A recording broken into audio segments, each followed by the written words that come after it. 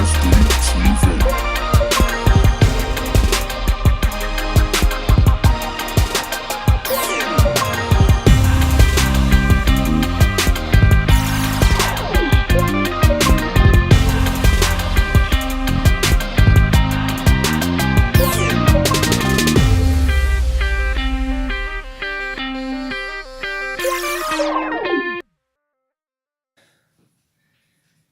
Hey everyone, APA Coach Daz here and welcome to episode 21 of Daz Dee TV. In this episode, I'm going to be taking you through a storyboard that I recently used successfully to educate a parent on why I thought that their adolescent child should be doing resistance training. So I want to take you through the storyboard and look at the different images that I've got here. If you can't see them clearly, don't worry, I will be able to give you access to these after the video. So what I usually do is I start up in the top left and look at these two graphs first. You've got to be very careful how you introduce these two graphs because they potentially are going to validate some of the limiting beliefs that that parent or coach will have, which is to say that those movements that are considered the ultimate outcome of sports performance, that are things like sprinting, are movements that take place at very high velocity and in the presence of low forces. Now, bear in mind we're looking at a concentric only part of the muscle contraction. These are just instantaneous snapshots of the forces that the body is currently experiencing when the movement is taking place at its highest velocity. So it kind of suggests that there's an inverse relationship between force and velocity. But what it's not really telling you is, well, where did that velocity come from in the first place? So of course, at top speed, we're working at very high velocities and the body is not working with a lot of force at this point in time because it's already got momentum now. But of course, in order to sprint at top speed, what did you first have to do? You had to accelerate. And when you're accelerating, you're going to be working at the higher end of the force velocity curve. So it's important to sort of make that link between force and velocity, that it, on one hand, when you're actually looking at the movements, yes, they're happening at very high velocity in the presence of low forces, but where did that velocity come from? And it's the same thing down here. Again, we can acknowledge, I've got no problem in acknowledging that the movements that are most important in sport, accelerations and decelerations, are taking place in milliseconds. We need to be able to produce a high amount of force in a very short amount of time. So something like maximal strength training, which is associated with very high force but very low speed, might initially be seen as something that's not sport specific. So having spoken to the parent about this, they might have the impression at this point that we should be really working on high velocity movements, and they're not really clear on how something that doesn't seem that relevant to sport is something that we should be doing. So I very quickly want to move them up to this graph because I think this is the one that you should focus on. Now what we're looking at here is a force time curve of the concentric portion of a concentric jump, so a squat jump, and a concentric portion of a body weight back squat. And just to give you an indication of numbers, I've put here the peak force for the squat jump of 2000 newtons and a peak force for the bodyweight back squat of 1400 newtons. Now, I don't want to get too sciencey on you, but I have prepared a little bit of information so that I hope you can see this, but just to show you where those numbers come from and why it's important, bear in mind that in physics, I'm going to use me as an example. I'm 80 kilograms, so I have a body mass of 80 kilograms. In order to accelerate my mass, I need to work against gravity, which has a gravitational pull of 9.8 newtons. So my total body weight is 784 newtons. So if I look at this squat jump, I know that if my peak force is 2000 newtons and the equation is force equals mass times acceleration, I can rearrange the equation to get acceleration as force divided by mass.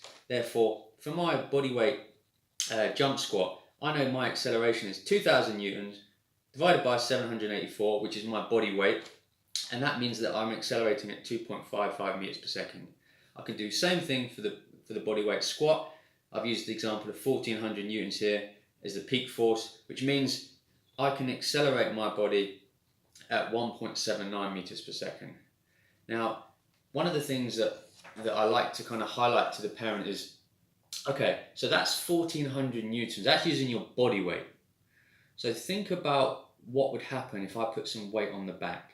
What's going to happen to that number? Let's think of that worst case scenario for that parent. Imagine that I was putting 2 times their body weight on their back, which is kind of, the gold standard for maximal strength in an athletic population. So what would happen to that amount of force?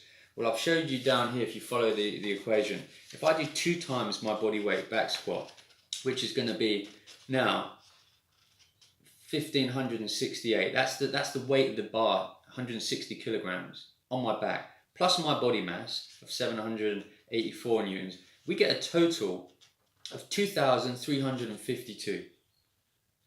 2,352. So even if I go to the absolute kind of limit of what we know to be reasonable for maximal strength in the concentric portion of a back squat, we're only going to be just going slightly more in terms of the total peak force that you might experience in a body weight squat jump. So the question is, why would you want to do maximal strength training if you can still experience these high forces just using your body weight? Well, it comes down to the fact that time is your friend. If you have a weakness in your body and you're working in a very short space of time, because this is the time frames that we have to express force in sport, the only thing that you're going to do by repeatedly doing jump training, explosive training, is you're just going to get faster at performing a weak movement. You're just going to get faster at performing a weak movement. You're not going to be able to make any structural changes because you haven't got a long enough amount of time to be able to create those forces with the correct movement mechanics. So that's kind of what I talked to down here, which is the last slide. I talk about transfer of training. And I say, hey, listen, all this stuff here about being able to work at high velocities is very specific to sport, and we definitely want to get there. But in order to be able to do that, we first of all need to make sure that we've got good structural integrity. So from a physiological standpoint, there's certain training methods that I can use that are more effective in helping to build strength. So that weakness is now no longer a weakness. And the thing to sort of hammer home about how to improve your body structure to get it stronger so that it can actually perform a jump without the knees caving in, without you arching your back and all this kind of stuff, is you give your body more time to be able to create those forces with the correct mechanics. And I think what I really want the parents or the coach to have that aha moment is to recognize that the total forces on the body down here, even when you've got a huge amount of external load on the bar, twice your body weight, is still only marginally higher than those forces that you have to work against when you're doing very dynamic, fast jumping tasks. And that's the kind of point, really. The take-home point is that sport is very stressful on your body, and just because you haven't got a weight on your back, the fact that you have to perform these movements in such short amounts of time and at such high forces, most children are not capable of meeting the demands of those sports.